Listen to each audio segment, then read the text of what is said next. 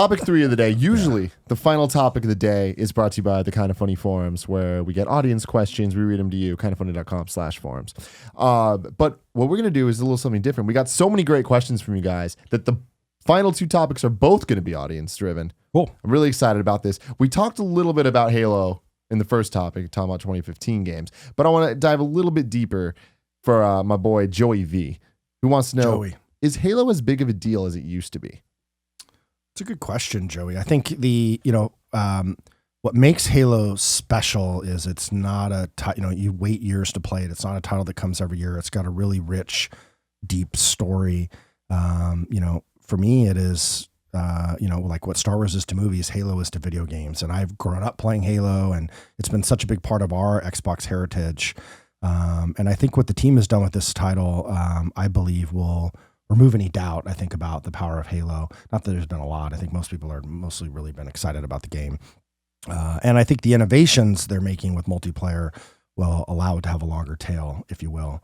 But the story and the campaign, which is what is always been the core of Halo, is the best I've ever played. And so I can give my full, and of course I'm the marketing guy, so I guess take that with a grain of salt, but I'm not saying that for everything. I really do truly believe this is a very special version of Halo. And I think people are going to be really excited. Second question, also Halo related, from Hollow Drone. How do you approach Halo marketing? It's quite appropriate for you.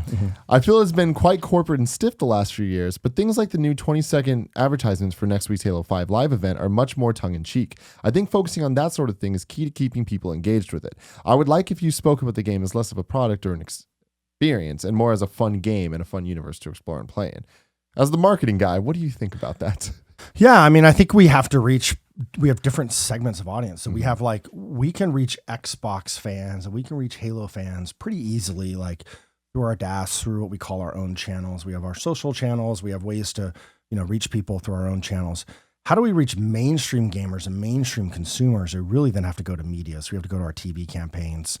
The launch event that we're doing is very much in the same thing, as to connect millions of fans around the world and allow them to experience this together, get excited about the Halo launch the day before it comes out. And so it's great to hear he's liked some of the teaser spots. The team that is producing that show has produced some great teaser spots. They're kind of funny little, kind of funny. Yeah. There we go. There you go. You didn't miss that. Yeah. Appropriate. Yeah. So there's one where it's like Barry White kind of slow jamming, and then there's one where it's like this Thug Life meme thing. And so, but it's, it's all Thug Life meme. There's one of my favorites. Yeah. Yeah. So it's red versus blue. It looks like a gang war, and then it just pauses and it does I think kind of the MIDI version of Tupac. So we don't awesome. Yeah. We don't get sued, I guess. And so, but it's just been fun. And the idea is that they're fun and they're shareable. And, we're just basically shamelessly trying to promote the show to get people to watch it. So that's the idea. Quite familiar with that. Yeah. Yeah. Yeah. Tim's our marketer. Yeah, exactly. I saw you did. I love your reading was good. Thank you. I think you should stick with us. Okay, good. Yeah. I've been doing it a while. Brought to you by I really like Halo because I think it's such a unique game in the sense that it is played so differently by so many different people. And like you saying that there's different kind of subsects of fans. Yeah. Like some of my best friends are like the biggest Halo fans, and like my friend Alfredo is super into the competitive multiplayer side of it. Yeah. But then some of my other friends are super into the campaign. And I think that Halo's campaign kind of differs from things like Call of Duty and stuff, where people enjoy like Colin, you're a big fan of Call of Duty's campaign specifically over its multiplayer side. And those games always do kind of push the envelope when it comes to like what a first-person shooter campaign can be. Yeah. But I think Halo's different in its lore and the fact that every game kind of builds upon the last, and people are excited to know what happens next. So you're kind of saying like bringing up Star Wars, like that's really relevant. And it's great that there's people that will never play the Halo 5 campaign, but will still think Halo's a great game because they play online, and play with their friends. And then co-op is a whole other thing, and like the culture of just beating it on Legendary and being able to say, I beat it on Legendary. That's a thing. It is. And like a lot of other first person shooters don't really have that kind of legacy with it. And just Then there's the ultimate Halo fans that like all of it. You know, they want the campaign experience, they want the co-op experience, they want the multiplayer experience. So and we see fans, they're fascinated by the story, the characters, trying to figure out what's going to happen, and I think that's what makes it so fun. You know, it's like we're all watching. We saw the trailer for the new Star Wars movie, and I think Halo has that same type of feel.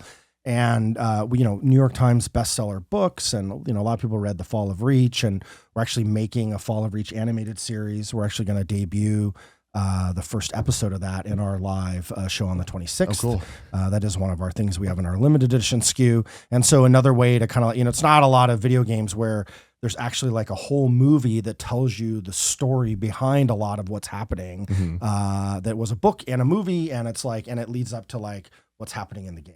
And so, just that richness of the universe and the characters, and whether, ideally, like whether you've played Halo 1, 2, 3, and 4 and Reach and ODST or not, you can jump in and kind of, okay, I got it. Like there's 2 characters, here's the basics of the story, and you can instantly get in and feel like you're getting something immersive that, I don't know, I think is unique. I think it is different than what a lot of other games do.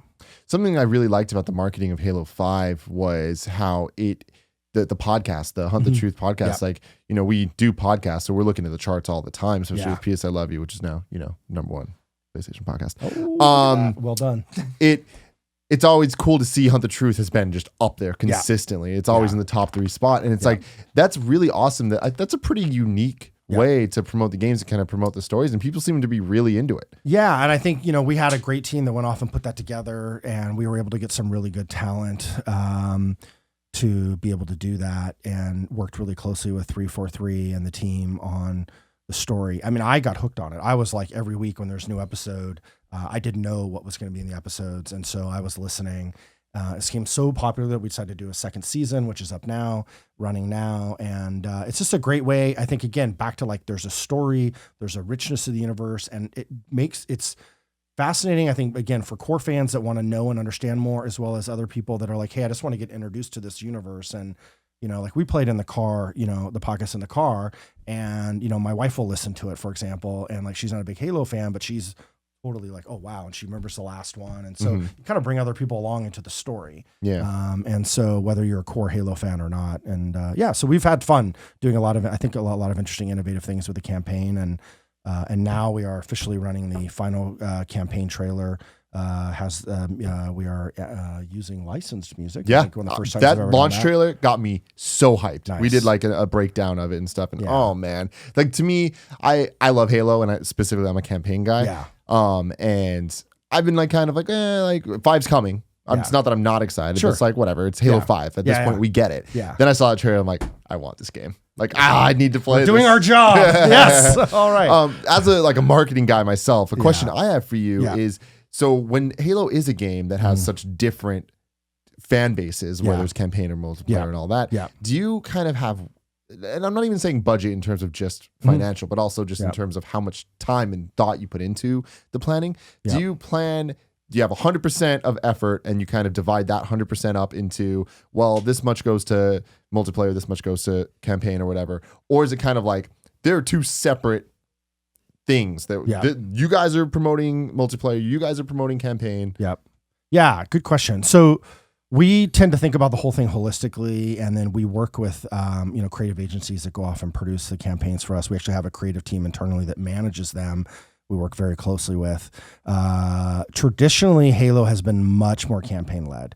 And so this time we really wanted to dial up the focus on multiplayer as well. And so I'd say that's the biggest difference was, hey, how do we tell more of the multiplayer story, the innovation that's happening with Warzone? And some of that is through, whether the campaign, marketing assets will create, whether they're ads or digital pieces or whatever, but also like, what do we show at events, And so we did some stuff at E3 where we showed the campaign, but then we let everyone play Warzone on the show floor. And we did the whole HoloLens experience with Halo as well to kind of brief you before you went and played Warzone. Then we focused on more esports and the arena stuff at Gamescom. And so you kind of, we try to, when it's the right story to the right audience at the right time, but it is a lot to tell. And so you could overwhelm people, I think, if you try to tell them it all at once. But if it's sort of like, here's some campaign, here's some Warzone, here's some competitive multiplayer. And then at the end, with the, hopefully, like your reaction, people see the gameplay ad and go, wow, this is a game that I got to have. That's awesome, man. You're all right? Yeah, I am. Are you choked up about Halo? I am. I'm getting a little sad. I was gonna say you're having a moment. That was weird. I don't know. Felt like there was sand in my throat. Our boy Maximum Cortez wants to know, what game did you think would be a huge hit that didn't do as well as you thought it would? And what game surprised you when it sold well? Ooh, good questions. I think we learned a lot from Sunset Overdrive last holiday. Title reviewed really well. It did okay, but it didn't blow out numbers. And I think largely, it launched within a week of like Call of Duty and Assassin's Creed and Master Chief Collection. And, so within 2-3 weeks. And so I think it's hard sometimes for new IP like that because customers have only a certain amount of money to spend on games. And, with new IP, I think it's much harder to break out during holiday. And we've definitely seen that. So I think that would be one example of one where I'd say I played the game. I thought it was it was actually my favorite game of last year for Xbox, our first party titles. And, but it didn't it didn't show up number one on the sales charts or anything like that. And then I think, for this year, I would say so far, the thing that has surprised me the most has been Rare Replay.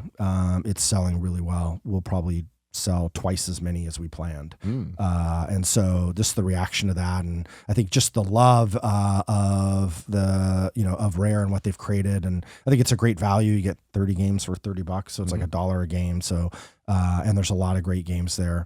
So that's probably been the one that surprised me the most.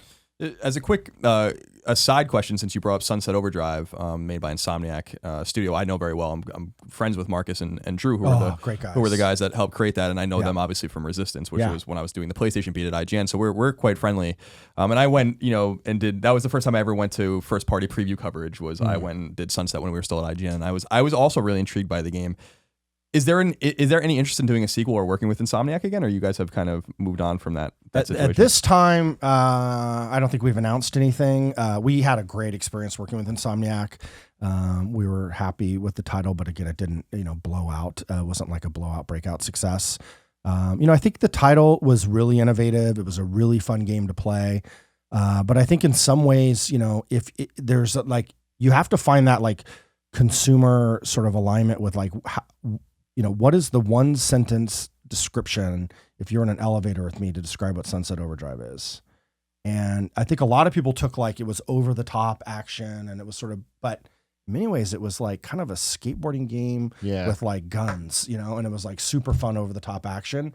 And so I think if people, and of course it's not a skateboarding game, but so it became, I think is probably our own fault.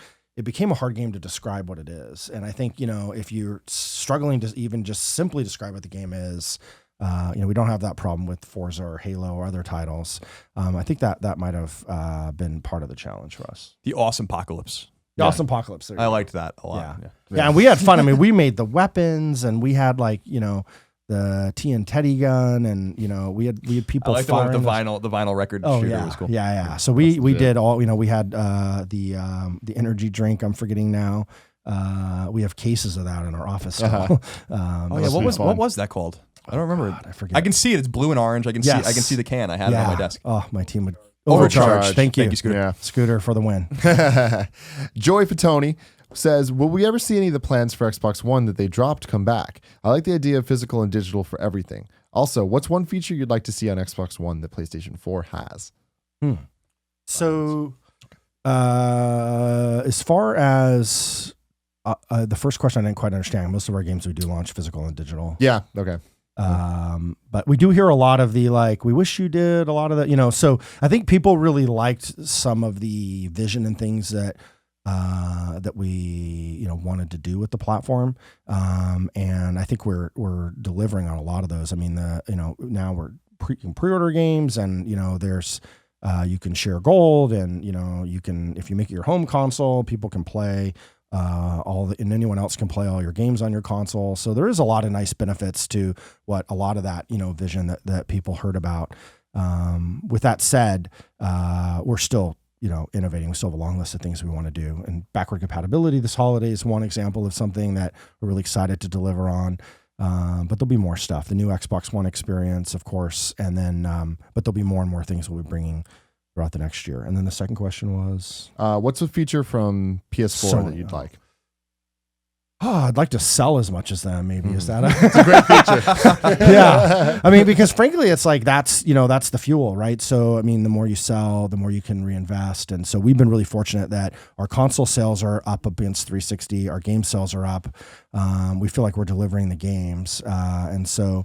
We're happy with where we are. I think Sony's done a lot of great innovation. I mean, I have a PS4 and I've been excited with what they've done, and their last round of updates I thought were fantastic. And I have friends that work there too. So I think both systems are doing well. Both systems are selling a lot of games, and so we've innovated in different ways, perhaps. But yeah, I think for us, there's not a lot of things that we didn't do this year that we wanted to do. Mm-hmm. So I lied to everybody. We are running out of time. So we're only going to do one round of the things. Let's go lightning round real quick through a couple more before we got to let you go. Cool. Foxygen wants to know, Final Fantasy VII Remake's coming to PS4 and PC. Do you think it might come to Xbox One? That would be a question to ask Square Enix. Mm-hmm. So, I mean, I love when people ask about in individual third-party games. We always want to have as many games as possible for our fans. So that would be a question to ask Square. Trevor Starkey wants to know how much time and thought goes into bundles. Quite a bit. That's not my team works with the game sides, whether it's a first party game or a third party side, but we have a hardware platform team that does that. I mean, this year, I think we have 12 or 13 different bundles. And the idea was, hey, we have all these great games. This is a year we think a lot of people are going to be migrating from Xbox 360 to Xbox One. So there's a Madden bundle and a FIFA bundle and a Gears bundle and a Tomb Raider bundle and a Fallout bundle. Like we've got, and then we've got, our value bundle with Ori and Rare Replay and Gears, right? Mm-hmm. So there's just, no matter what type of game you're looking for, if you're looking to buy a console, you're going to find a great value in one of those bundle offers. It's Pish Poss asks, do you think we'll see any more exclusive benefits for day one Xbox One owners? Exclusive, like day one edition SKU. We talked a lot about that. It really comes down to our retailers' interest and how important that is. And, what we don't want to do is have like a day one SKU that's like there 2 months later, know? And so that has to be something special for day one. I think it depends on the title and the case. Largely, most of those tend to be tied to pre-order campaigns. And so you'll continue to see us offer things as a benefit for pre-ordering games. I would say that will be more the focus than a day one SKU, but there will be titles that do special things on day one. I mean, Halo, we've got the Halo console, we've got the limited collector's edition, the Triforce statue of Locke and Chief that's out now. We released both those a week ahead of the game so that people can pre-download the game and have it ready when it launches. Depending on the title, there's reasons why we'll do bigger things for those. I would consider both day ones. Those things will sell out, within a week or two. Final question. Yes. From some random guy called Destin Legary. He wants to know, what does the X in Xbox stand for? Ooh, I don't think it stands for anything. We know that answer well from when we worked at IGN and everyone asked us that same question. It doesn't stand for anything. Yeah. Well, Aaron, thank you so much for joining us. We're going to have to let you go. I'm sorry I lied to all of you, but yeah, we have an accelerated schedule. We appreciate it though, and you are always welcome with us. So we hope to see you again sooner. No, thank you for having me. I'm a fan of the show. I love what you guys are doing, and it's awesome to see you guys go off and do your own thing. And I think you guys are more than kind of funny. I mean, I think you guys are legitimately funny. Thank you, thank you, Aaron. We appreciate that. I'll take it. We'll get you back on the show in the future when you're back, and we'll hopefully see you at E3 and all that as well. Yeah, that'd be great. Yeah, thank you so much, man. Thank you.